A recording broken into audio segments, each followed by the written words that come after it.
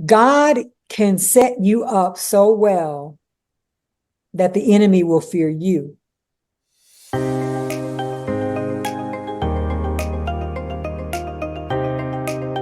So we're in Joshua chapter 5. This is the background for this part of the lesson. The children of Israel had left Egypt, where they had been slaves for many years. They had just experienced the miracle of God parting the Red Sea, killing the enemy, Pharaoh and his army, and they were preparing to enter the promised land. The Amorites on the west side of the Jordan and all the kings of the Canaanites by the sea heard what God had done for his people by drying up the waters of the Jordan, and they were afraid. God can set you up so well that the enemy will fear you. So now remember, all while these people were enslaved, the enemy had kept them down for hundreds of years. And it was hard for them to even begin to trust God. But because of all the miracles that the Lord had done, bringing them out and moving them in, for the ones that went in, they said that they were afraid of them. Joshua chapter 5, verse 1. Their heart melted, and there was no spirit in them any longer because of the children of Israel. They didn't have any spirit to be going after anybody. They were like, okay, we know who they are. Right. We know who they are. God can knock the spirit out of your enemy by what he does for you if you want him. Love that. Yes. But we have to be able to move forward in order for that to take place. If they had not left, this would never have been able to take place. Right. He's trying to put them in a position where they can take over a whole region, and move all the enemies out. But if they had never left and had all these lessons, the enemy wouldn't have to be afraid of them because God wouldn't be able to work in their life. Sometimes God would love to raise us up where the world will see how great and mighty we are through him and the things that he has done for us and how his hand of blessing and favor is all over us because he's moved us from being enslaved into a position where we are in the promised land now, but we can't get there unless we allow him to work that way. And when we do get there, or even en route, if we do it right, the enemy will see what God is doing. Right. And back off. He'll leave us alone. I like that. God can knock the spirit out of your enemy by what he does for you. Okay, it's what he's doing for us is what the enemy sees.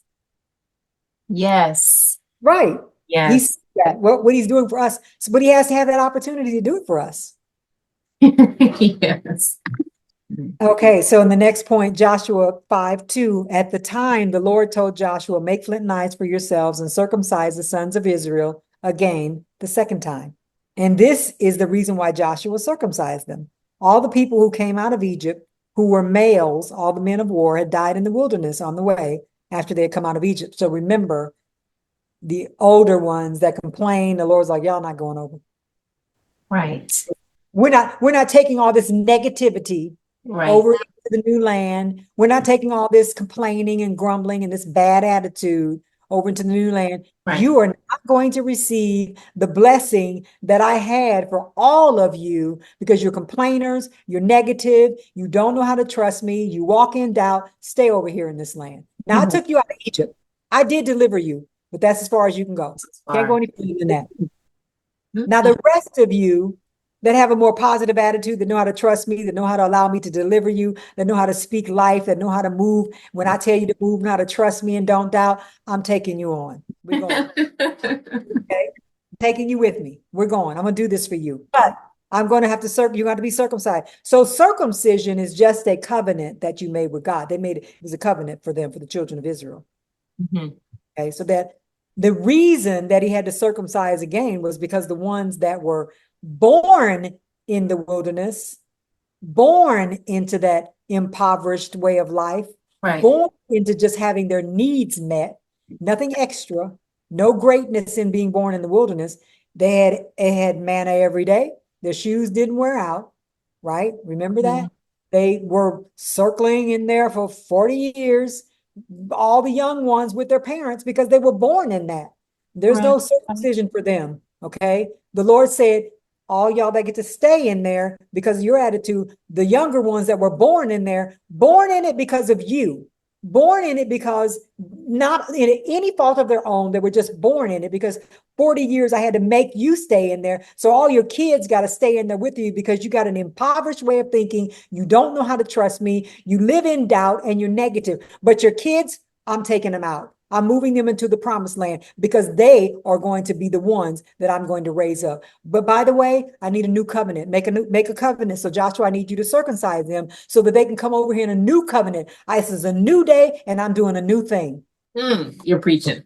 New thing. So he said, he circumcised all of them. And I tell you, when I think of being born in the wilderness, if you take it into the modern day times, I feel like a lot of us, me included, I was born into the church system that teaches more about God and who he is, of course, and having faith in God, but never testing with the action of how to really trust him to bring me from level 4 up to level 9 or 10. Right. I can preach it, I can talk it, but I have never learned to walk it. Right. And God is looking for people that have they don't just have the word, they have a clear understanding of the word of God, and they have a clear ability to trust him and move so that they can get to the next level, so that they can also bring others to the next level. The church has kept people on a level and has never taught them how to move up any farther than where they are. And I believe that God would like to bless us, to give us the blessing, not just a blessing. We've been taught how to receive a blessing. I'm looking for God to give me the blessing. And the blessing of Abraham is to have all things that are available, everything that covers every aspect of life, from healing to finances, to being debt free, to being able to move up in society, to be able to be a great leader, and to not have any worry about how much God's going to give me, because he's going to give me everything to the maximum level. That's where I believe we're to go. That's where I believe the promised land is, modern day times, not just being in the wilderness. The wilderness supplies your needs. We've seen our parents and our our grandparents and people in beyond what baby boomers. I don't even know what they were called before baby boomers. Right. I don't know. I don't know what they were called, just ancestors. I don't know. Was that just it? The ancestors that we call them. Okay, the ancestors. They didn't get any more than a 40 acres and a mule, get a cotton field, or we can come behind that and we can get a little small house. We can get a little row house. We can get a car that might have to have the front bumper taped up. I believe that's wilderness living. God is supplying your need. You need to have a car, but you don't want the brand new car. You need to have a house, but you don't want the house that I want to give you, because you will not give me the opportunity to move you out of where you are, to move you into where I want you to go, because you live in doubt. You're always negative. You're always grumbling, and you don't know how to be a baby on this level. And let me teach you. I think that's the difference. He wants a new covenant. He wants his people to give him an opportunity to say, you know what? I want this new covenant. I want the promised land. I want more than just having my needs supplies. I want more than just manna, waking up every day, having the same thing every time I turn around. To me, that's insanity, for real. I don't want that. I don't want that. It has to be something more. Listen, I'm the kind of person that if I can look back 400 years and see that he hasn't done anything new, something's wrong. Right. Look at the church from where now, I'm not saying that we haven't evolved or moved in technology, and I'm talking about the teachings of the church. Okay. I'm talking about the teachings of the church. We can't even, we can't even get we can't even get ourselves to the place to where we believe God without having to ask somebody to give an offering. If God said he'd supply your need, why are you asking for somebody else to do it?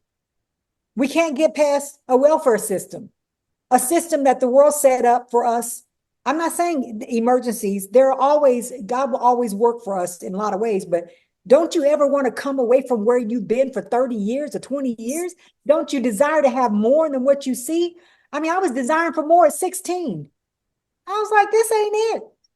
It can't be. I don't want this. To me, I want that new covenant. So I tell the Lord, hey, look, we can make a covenant today. We can make a new one tomorrow. I want that one too. I don't know how these covenants work, but I want them. And I do know how they work. I do know how they work, but I'm just saying that if there's something beyond what I see, show it to me. Give Right. me wisdom. He said, if any man lack wisdom, he give it to him liberally. I'm always like, God, and he told me the other day, he said, you ask for wisdom. He did tell me this. You ask for wisdom, but you don't ask for wisdom in every situation.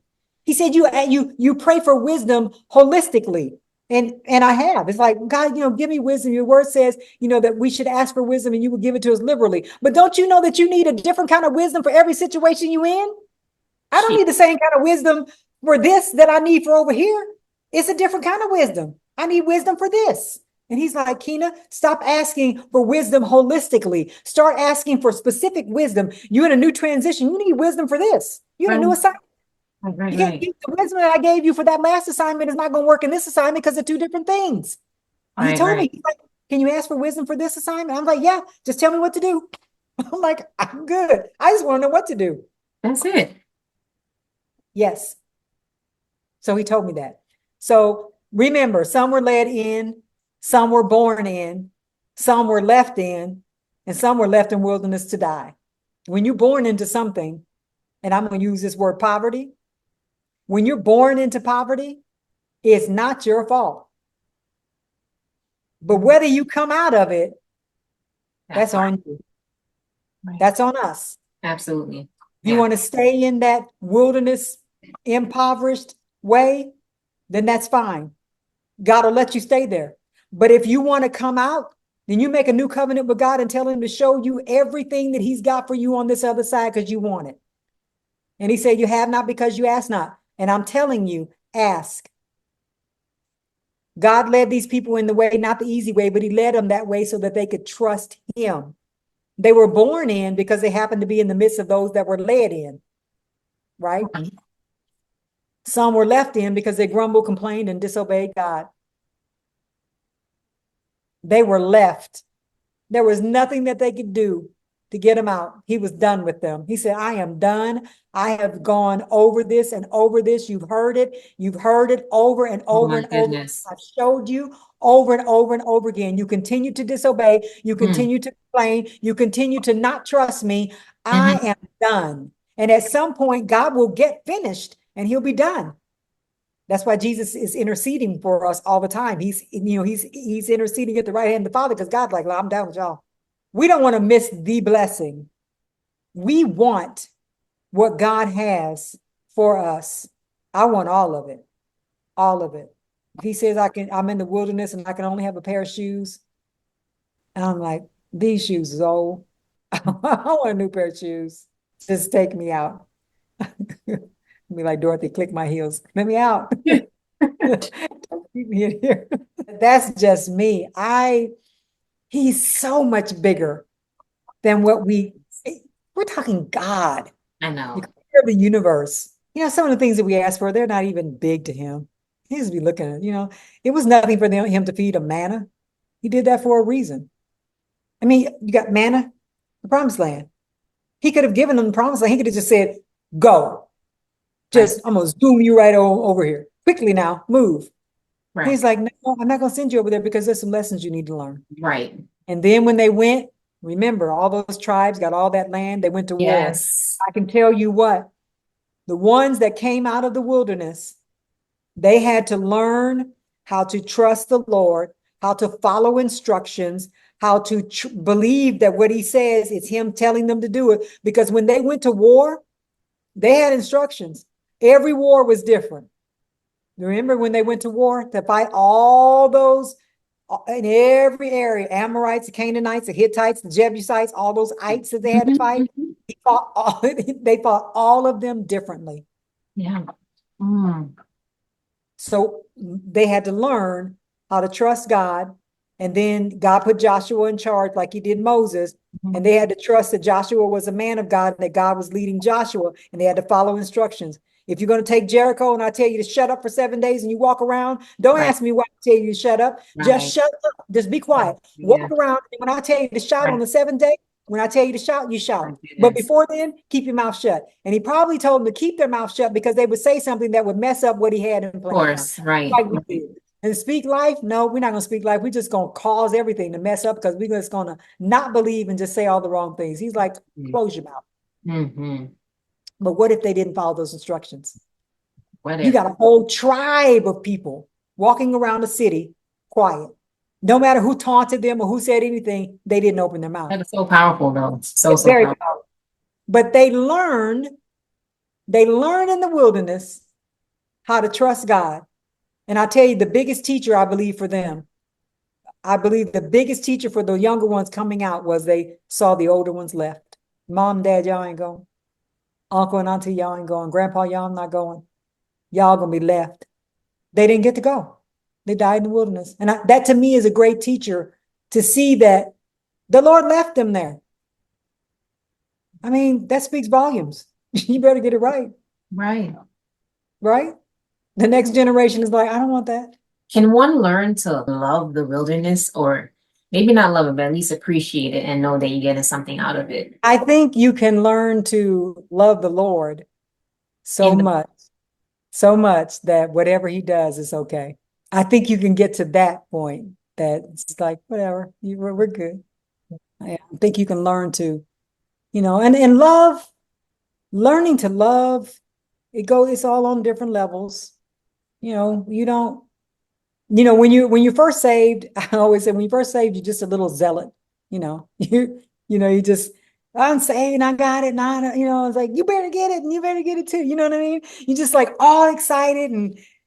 And then as you grow, you learn to love, to really love, not to be, because when you first saved, you just kind of are you're being that Christian, you're being that person but you don't really know how to love God. I don't believe you get saved right then. I mean, you might, but very rare that you get saved and you really know how to love the Lord, because I think that love grows, as you experience and you understand and you get to know who he is. But so I think when you get to a place where you can love, it doesn't matter what he does. It just doesn't matter. Well, it could be a wilderness, it could anything. We can title it anything, but whatever the trial is, you can learn to love. I was looking at this. Trials should be counted as joy. And Yeah, James. that part. Yeah, That verse. right. But when you get to where when you know that if you know that he has you in a place, it's just a place. There's always going to be a place, because there's always a new assignment. If we stayed where we are, we would life would be boring. Right. Right.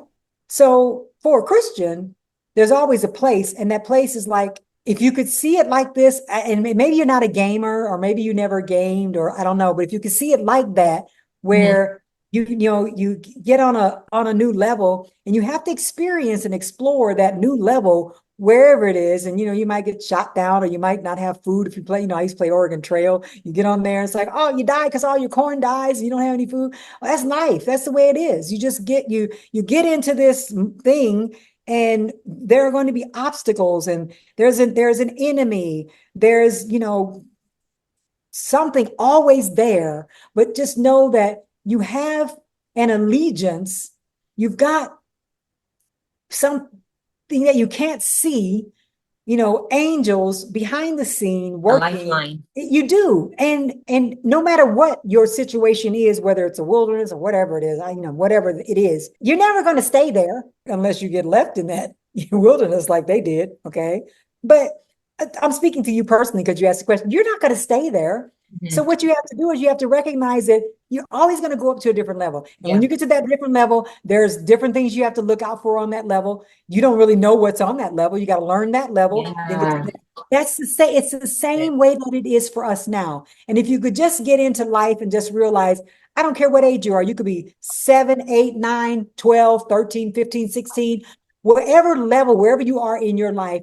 That's why I say people shouldn't ever think about wanting to give up, because if you just stay in it and play the game, I say it like that, but not literally, but if you just stay in it, it's going to change, Adolescence changes. Then you become what? Preteen. Preteen, then you become teen. And then Mhm. when you're a teen, then you become a young adult. No. And none of those stages are the same.